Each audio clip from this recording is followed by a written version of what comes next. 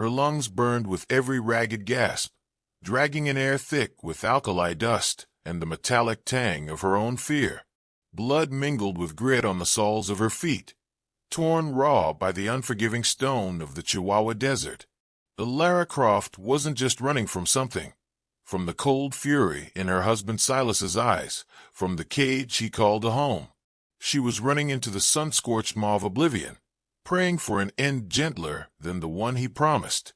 But the wasteland held surprises deadlier than thirst, and saviors more dangerous than solitude.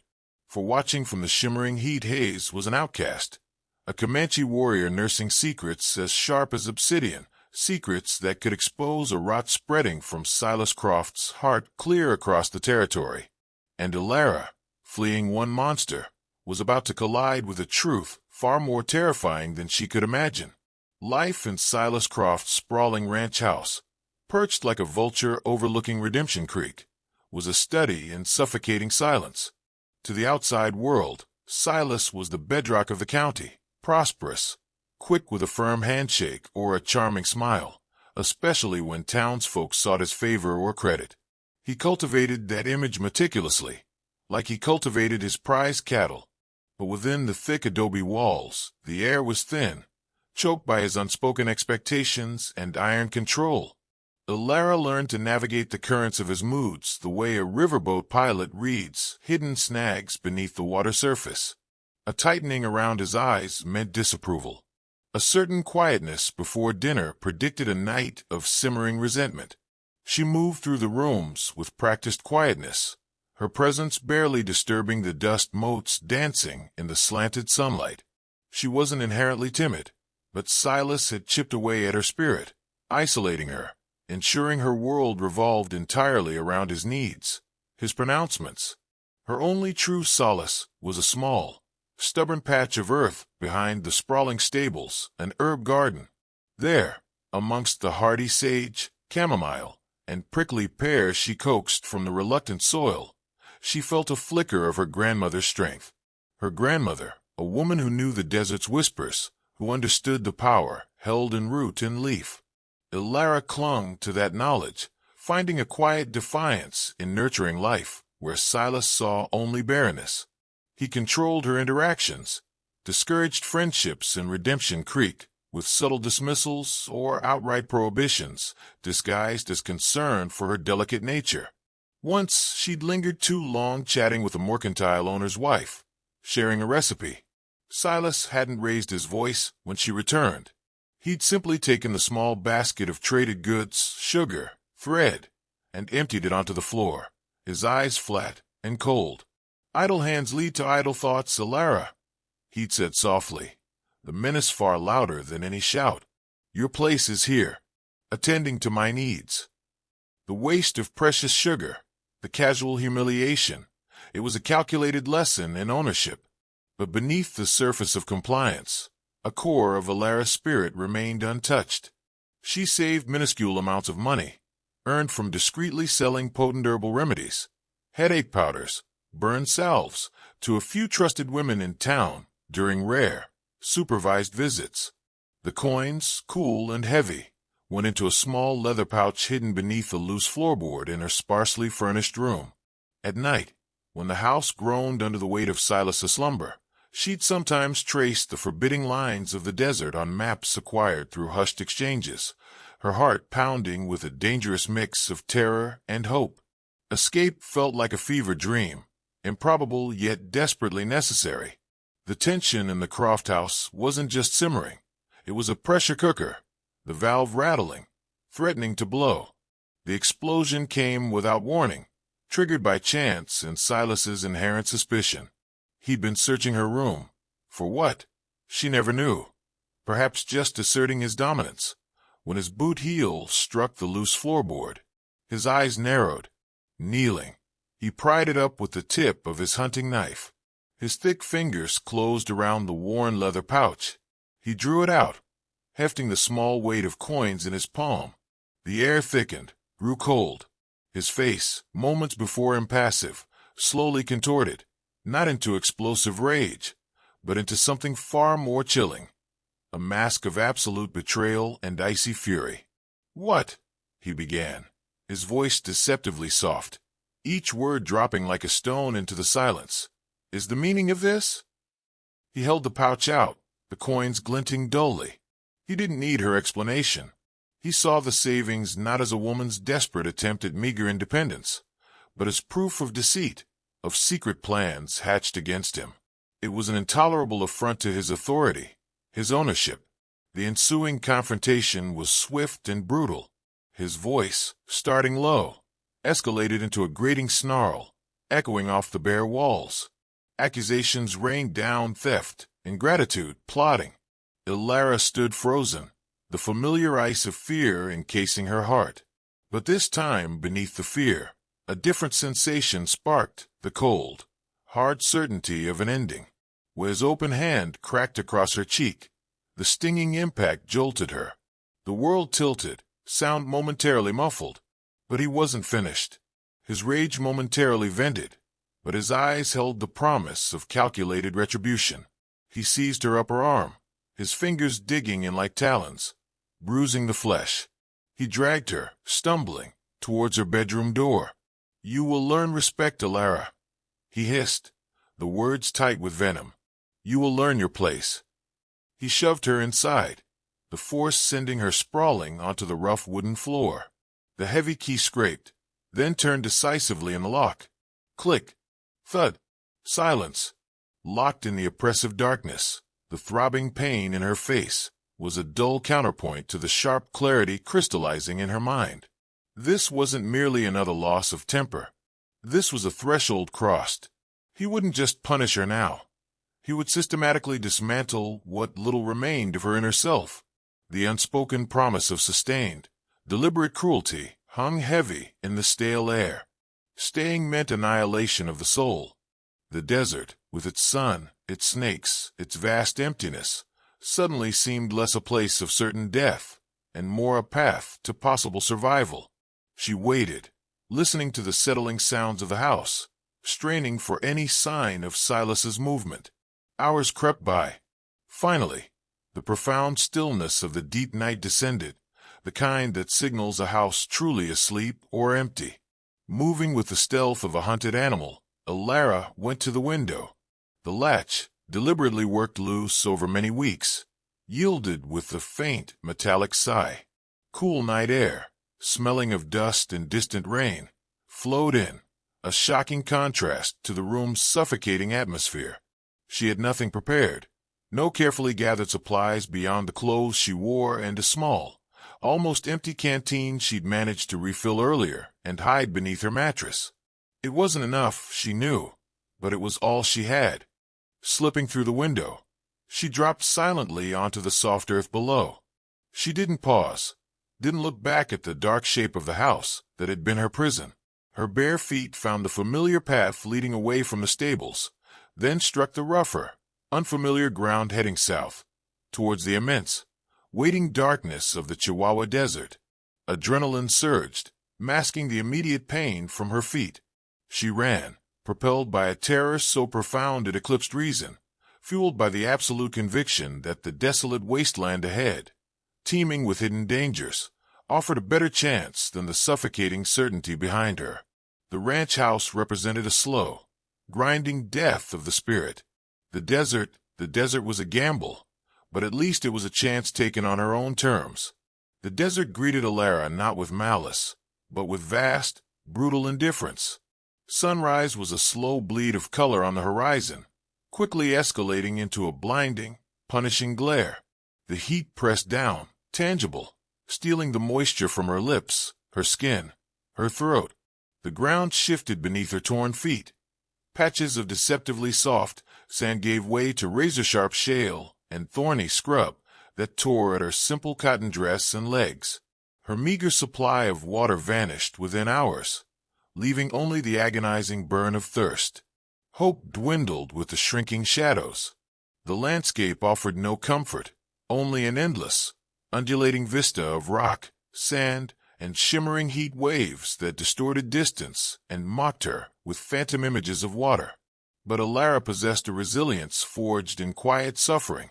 Fragments of her grandmother's lore surfaced, through the haze of exhaustion.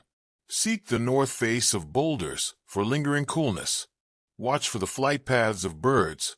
They might lead to hidden water seeps, however meager. Scan the ground for the faintest animal trails.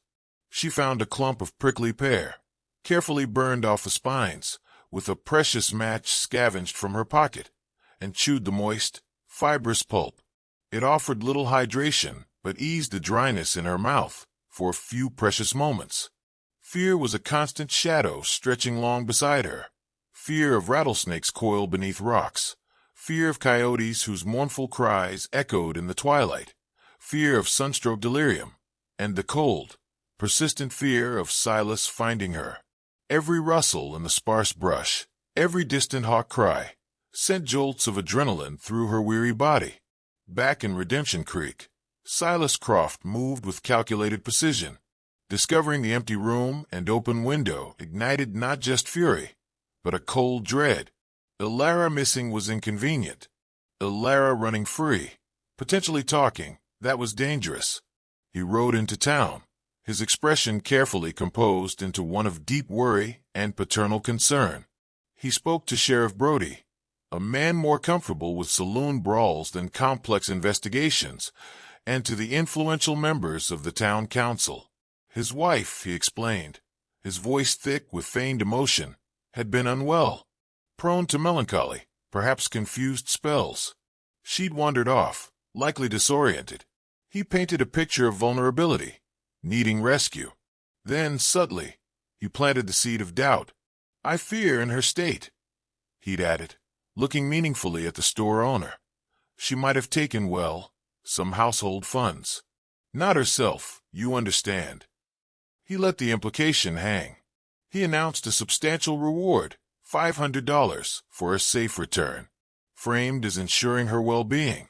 The sum spoke volumes about his determination to reclaim his property, silencing any potential story she might tell. He easily gathered a posse. Some were loyal ranch hands. Others were drawn by the lure of Croft's money. A few were hard-bitten men who simply enjoyed the chase, including 2 trackers known for their relentless skill in reading the desert signs. Silas gave his orders privately, away from the sheriff's ear. "Find her," he commanded, his voice stripped bare of charm, leaving only cold steel. "Bring her back, unharmed if possible, but bring her back." The unspoken alternative hung heavy in the dusty air. High on a distant, sun-baked ridge, shielded by heat shimmer and distance, a lone figure watched the unfolding drama through eyes accustomed to piercing the desert's illusions. Nakona. He saw the small, struggling figure moving across the vastness below Elara. Her movements spoke of desperation, of exhaustion nearing its limit. He saw the riders gathering in Redemption Creek, the purposeful way they mounted, the grim set to the tracker's jaws. He recognized the pattern, the powerful settler, the fleeing woman, the hunt. He was Comanche Namunu, but lived apart from his people, an exile burdened by choices made long ago, choices that had set him adrift between worlds. He harbored a deep distrust of the Tejano settlers encroaching on the land, their casual violence, their insatiable hunger for territory. Yet this woman, she moved like a hunted deer, not a trespasser. There was no arrogance in her posture, only the primal instinct to survive. He saw the posse fan out, beginning their sweep. He knew the trackers among them, skilled, ruthless. Leaving her to the desert was almost certainly a death sentence. Leaving her to Croft's men might be worse. He remained still, a carved figure against the rock, observing, assessing. He saw Elara stumble, fall near a cluster of jagged boulders, and lie still. The desert seemed to hold its breath. Intervention meant risk, potentially fatal risk for an outcast like him. Non-intervention felt like a betrayal of some deeper instinct, some shared understanding of being hunted. The silence stretched, broken only by the drone of insects and the faint, frantic pulse he imagined fading within the small figure below. The sun climbed towards its zenith, hammering down on Elara's unmoving form. Consciousness frayed, replaced by disjointed images, swirling in the oppressive heat. A dark coolness beckoned from the edge of her awareness. It felt like peace. It felt like the end. It was then, poised on the precipice, that Nakona descended. He moved with the effortless silence learned from a lifetime in these lands, his moccasined feet finding purchase on the treacherous scree without dislodging a single stone. He approached her cautiously, casting a long shadow, careful not to startle her should a flicker of awareness remain. Elara's eyelids fluttered, heavy-gritty. Through a blurring haze, she saw a figure looming over her. Tall, lean, copper-skinned, his dark hair bound back from a face etched by sun and hardship. Comanche. Every ingrained fear, every whispered warning from settlers, every sneering remark from Silas surged through her. Savage, dangerous, terror, cold and sharp despite the heat, lanced through her exhaustion. She tried to scramble away, but her limbs felt like lead, unresponsive. She could only stare, pinned by his steady gaze. Nakona knelt beside her, his movements fluid, unhurried. He didn't speak. His expression was difficult to read, impassive, perhaps, yet his dark eyes held an unexpected depth, a flicker of something that wasn't hostility. Concern? Recognition of shared suffering? He produced a worn waterskin, uncorked it with his teeth, and held it out. The gesture transcended language, culture, fear. Water. Life itself. Driven by a thirst that clawed at her throat, eclipsing even terror, Elara reached with a hand that trembled violently. He steadied her hand, guiding the waterskin to her cracked lips, murmuring a soft sound in his own tongue. Encouragement, perhaps, or caution. Sip slowly. Don't gulp. When she could drink no more, leaning back weakly, he gently examined her ravaged feet. His touch was surprisingly light, methodical. From a beaded pouch at his belt, he took out a dark, pungent salve made from desert herbs she vaguely recognized from her grandmother's teachings. He applied it carefully to the cuts and abrasions. It stung intensely for a moment, then a blessed coolness spread, easing the fiery pain. His action spoke volumes, aid, care, not threat. Seeing she was too weak to stand, let alone walk, he scooped her up into his arms. She weighed little more than a child. Elara offered no resistance. She had none left. She closed her eyes, surrendering to the strength holding her, too exhausted to question, too desperate to refuse. He carried her with surprising ease, moving through a landscape that seemed trackless to her eyes, but was clearly familiar territory to him. He navigated narrow ravines, skirted crumbling escarpments, chose paths shielded from the relentless sun. Finally, beneath an overhang of weathered sandstone, half hidden by a thick screen of desert willow and mesquite, he stopped before a dark fissure in the rock face. Pushing aside the concealing branches, he revealed the low entrance to a cave. He ducked inside, carrying her into the sudden, welcome coolness. The cave was small, perhaps 10 feet deep, but dry and sheltered. Woven grass mats covered the floor. A few clay pots sat neatly arranged against one wall, alongside bundles of dried herbs, carved wooden tools, and implements fashioned from bone. A small, smokeless fire pit suggested careful, long-term habitation. It was a hidden refuge, a secret pocket of existence, tucked away from the harshness outside. Nakona laid Elara gently onto one of the mats. He offered her strips of chewy dried meat, jerky, and more water, this time from a clay olla, cool and sweet. He still spoke little, using gestures, a few Spanish words Elara vaguely understood, and the occasional Comanche phrase. His message was clear: rest, recover. You are safe here for now. Days bled into one another in the cave's dim sanctuary. Elara's strength slowly returned. The feverish haze of dehydration receded. The pain in her feet subsided to a dull ache under the influence of Nakona's potent salves. She learned his name. She observed him, the way he moved with utter economy, the intense focus in his eyes as he worked flint or repaired his moccasins, the deep connection he seemed to have with the sounds and silences of the desert beyond the cave mouth. He wasn't merely surviving here. He belonged.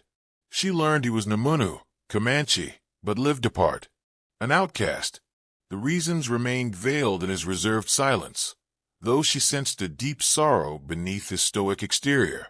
He mentioned a disagreement, a path he couldn't follow, a war chief whose thirst for vengeance against settlers had driven Nakona to seek solitude rather than participate in bloodshed he deemed wrong.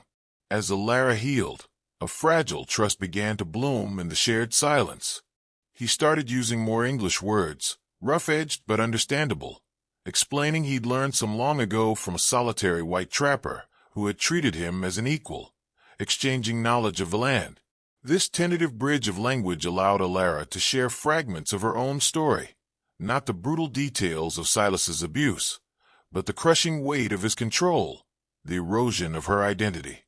Nakona listened intently, his gaze steady, offering no judgment, only a quiet recognition of confinement.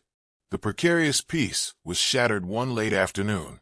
Nakona stood motionless near the cave entrance, concealed by shadows and rock, scanning the vast expanse below. His body went taut, every line radiating sudden alertness. He beckoned Elara closer, pointing towards the distant plains. Tiny specks, dark against the ochre landscape, resolved into riders. Horsemen, moving slowly, deliberately, sweeping the terrain in a methodical grid pattern. Silas's posse.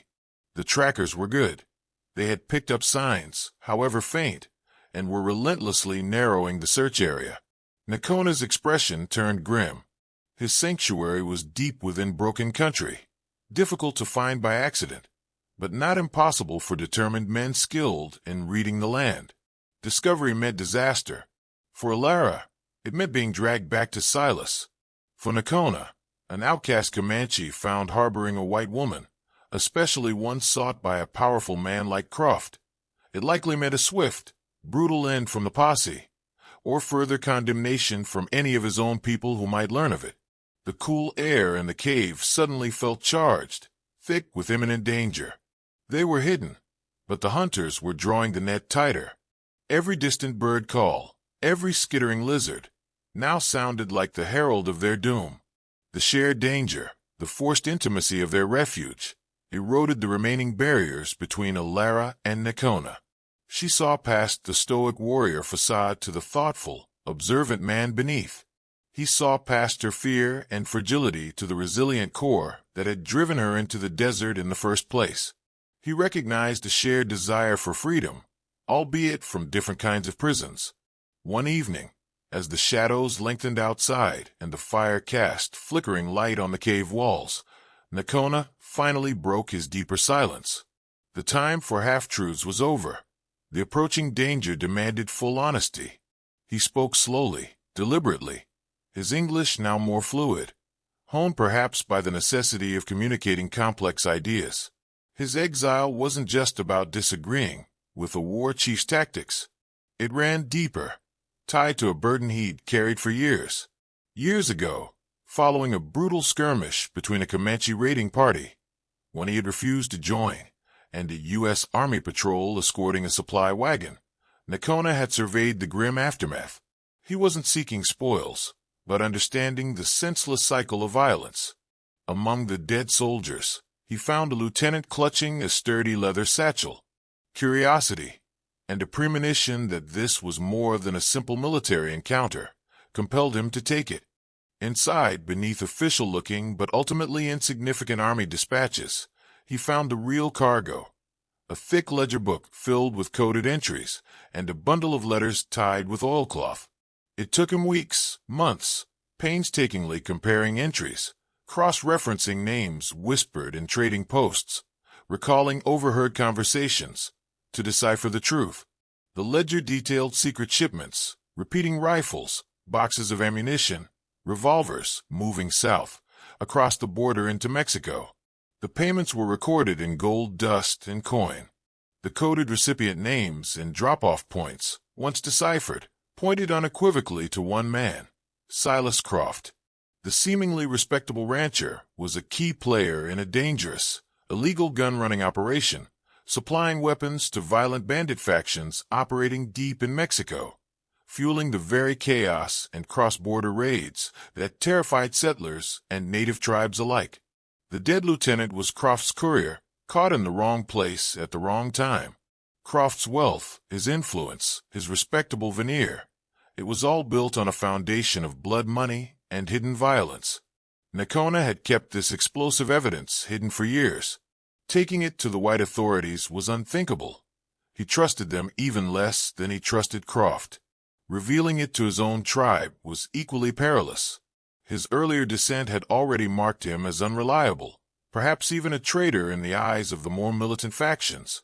Exposing Croft felt like a necessary act, a strike against the poison seeping into the land, but he lacked the means, the allies, the safe path to do so. He had watched Silas Croft from afar, learning his routines, his connections, waiting for an opportunity, a leverage point, a way to bring the truth to light without igniting a wider war or sealing his own fate. Now, he carefully untied the oilcloth binding the letters and laid the ledger open before Elara, its pages filled with neat columns and cryptic notations. "Your husband," Nakona said, his voice low, resonant with the weight of his knowledge, "is more than cruel. He is a source of the bloodshed that scars this land. His power, his money, it flows from this." He tapped the ledger. "From guns sold to killers." Elara stared, first in disbelief, then in dawning horror.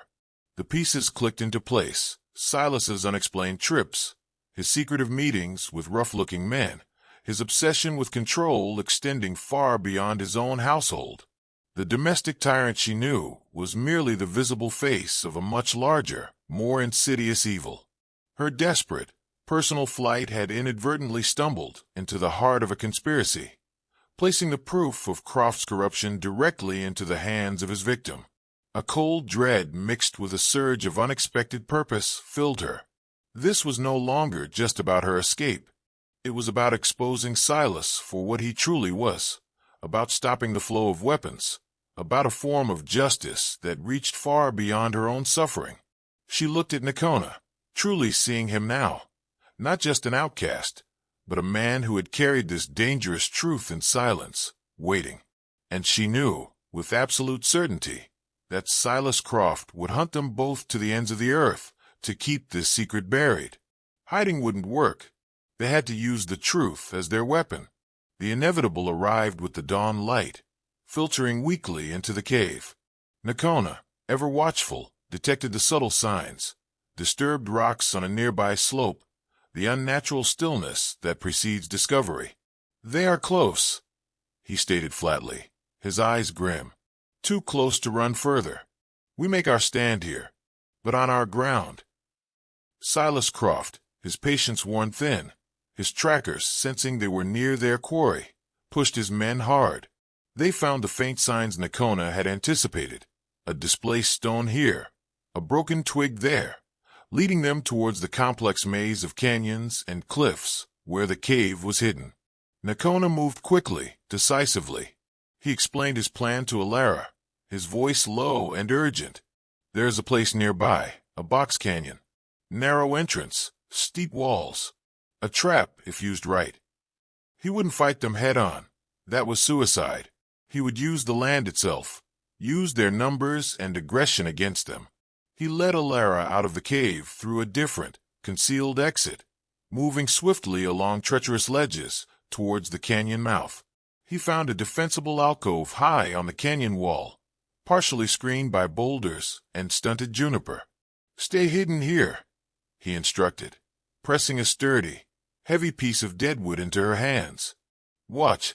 When I give the signal, or if Croft corners me, make noise. Cause confusion. A rock slide, anything." Her eyes met his, fear mingling with determination. She nodded. Nakona descended agilely back towards the canyon entrance. He deliberately left clearer tracks now, just enough to ensure the posse followed him into the funnel. He positioned himself amongst a jumble of large boulders near the narrowest point, melting into the shadows, becoming one with the rock. He waited, listening. The clink of horseshoes on stone, the murmur of voices grew louder, echoing unnaturally in the confined space. Silas Croft rode into the canyon first, his face flushed with anticipation and rage. His trackers fanned out behind him, their eyes scanning the canyon walls, rifles ready. A handful of the townsmen brought up the rear, looking increasingly uneasy. "Spread out." Silas barked, his voice bouncing off the sheer rock faces. "Find the woman. Find the savage." That was Nakona's cue. From his concealed position, he loosed a piercing, undulating cry. Not Comanche, not animal, but something unsettling, designed to echo and disorient. The horses stamped and shied, ears flattened.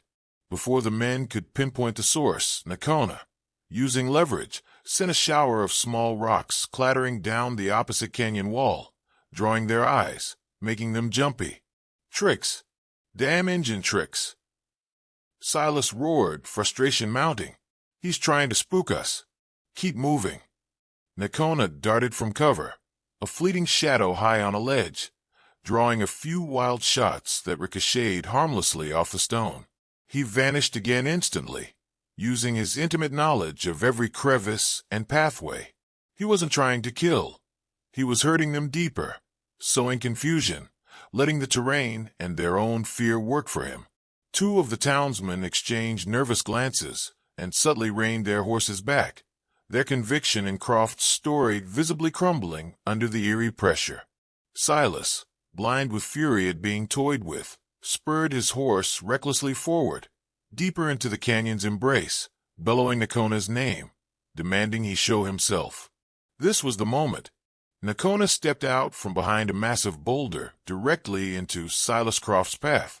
He stood calmly, feet planted, holding not a rifle or a knife, but the worn leather satchel containing the ledger and letters. "Croft," Nakona's voice cut through the tension, clear and commanding. "Your hunt is over." Silas jerked his horse to a halt, his eyes wide, locking onto Nakona, then snapping instantly to the satchel. Raw, undisguised panic flashed across his features, quickly masked by a snarl of pure hatred. "Kill him! Shoot him now!" he screamed at his men, fumbling for the rifle in his saddle boot. But Elara acted. Seeing Nakona exposed, seeing Silas's desperate command, she shoved with all her might against the heavy deadwood branch Nakona had given her. It dislodged a precarious section of loose rock and scree just above the main group of posse members. With a terrifying rumble, debris showered down, not large enough to cause serious injury, but more than enough to spook the horses into a frenzy of whinnying, rearing, and panic scattering. In that instant of pure chaos, Nakona moved with lightning speed. He closed the distance to Silas, not to attack, but to expertly knock the rifle from Croft's grasp as he finally drew it. The weapon clattered uselessly onto the rocky ground. Silas, momentarily disarmed and stunned by the rockfall and the sudden appearance of the satchel, found himself face to face with the steady, unwavering gaze of the Comanche Outcast. "You hunt this woman," Nakona said, his voice resonating in the sudden quiet after the rockfall, accusing her of theft, of madness. He paused, letting his words sink in, his gaze sweeping over the startled faces of the posse. But the real madness, the real poison, comes from him. He held up the satchel, then deliberately opened it, pulling out the ledger. "This book tells a different story, Croft. Not of a confused wife, but of illegal guns, rifles and bullets, traded for blood money, sold to bandits across the border, fueling the raids that make widows and orphans of your own neighbors." He took a step towards the posse members, holding the ledger out. "He uses your fear. He uses his wealth, built on this filth, to control you." One of the trackers, a grizzled man known more for his pragmatism than loyalty to Croft, cautiously moved forward. Nakona tossed the ledger gently towards him. The tracker caught it. Silence descended as he flipped through the pages, his eyes scanning the coded entries, his brow furrowed in concentration. Recognition flickered, then hardened into grim certainty. He looked up, his gaze shifting from the damning entries to Silas Croft's face, now pale and slick with sweat, stripped bare of its confident facade. Lies. All lies. Planted evidence. Silas stammered, but the desperation in his voice betrayed him. Cornered, exposed. The mask of civility shattered completely, revealing the venomous, cornered rat beneath. With a choked cry of rage, he lunged blindly towards Nakona, his hands clawing. Nakona sidestepped the clumsy attack easily. But the final, undeniable proof wasn't Nakona's words, or even the ledger itself. It was Silas Croft's raw, unmasked desperation, his feral lunge. Seeing this, seeing the irrefutable proof in the tracker's hands, seeing Elara watching, pale but resolute from her perch above, the remaining shreds of loyalty among the posse dissolved. The tracker holding the ledger gave a curt, decisive nod to the others. They hesitated no longer. Ignoring Croft's sputtering threats and furious struggles, they moved in, pinning his arms, binding his wrists with rough efficiency. The confrontation ended not with the roar of gunfire, but with the heavy silence of truth revealed, echoing off the ancient canyon walls. Bound and sputtering incoherent threats, Silas Croft was dragged back towards Redemption Creek. The journey was grimly silent, a stark contrast to the confident hunt of the morning. The ledger and letters, passed amongst the posse members, painted a damning picture that needed no further explanation. Back in town, the news spread like wildfire. Shock rippled through the community, followed by anger and betrayal. The man who had presented himself as a pillar of stability was revealed as a source of the very violence they feared. His assets were seized pending investigation by the territorial marshal, who arrived a few days later, alerted by Sheriff Brody, now eager to distance himself from his former patron. Croft's empire, built on fear and financed by illicit arms, imploded spectacularly. His trial would be a formality. His future, a grim cell far from the desert lands he'd poisoned. Elara watched the posse lead Silas away, a wave of profound, bone-deep relief washing through her, so potent it left her trembling. The physical and emotional exhaustion was immense, but beneath it lay the quiet, steady glow of freedom. She was no longer chattel, no longer prey. She was Elara, a survivor, who had faced down her abuser and, with Nakona's help, brought his hidden crimes into the harsh light of day. Nakona lingered only briefly at the canyon mouth, ensuring the posse had Croft secured and understood the significance of the ledger. He exchanged a long, silent look with Elara, a look that acknowledged the shared danger, the unlikely bond forged in desperation, the debt owed and the respect gained. Then, with the same quiet grace with which he had appeared, he turned and melted back into the broken land, disappearing into the vast, indifferent embrace of the desert. His exile continued, his solitude reclaimed, but perhaps now tinged with the quiet satisfaction of justice served, of a dangerous truth finally brought to light. Elara stood alone at the edge of the wilderness as the sun began its descent, painting the sky in hues of bruised purple and fiery orange. The air felt lighter, breathable for the first time in years. Redemption Creek lay below, a town forced to reckon with its own complicity and blindness. Her future stretched before her, an unmarked territory. Would she stay, carve out a new life with the knowledge and resilience she discovered within herself? Or would she leave, putting the dust of this place behind her forever? The choice, terrifying and exhilarating, was finally hers. The trail ahead remained uncertain, fraught with the challenges of a lone woman on the frontier. But it was her trail now, hard-won under the relentless desert sun, forever marked by the memory of cruelty, escape, and the unexpected sanctuary found in the shadow of a Comanche outcast.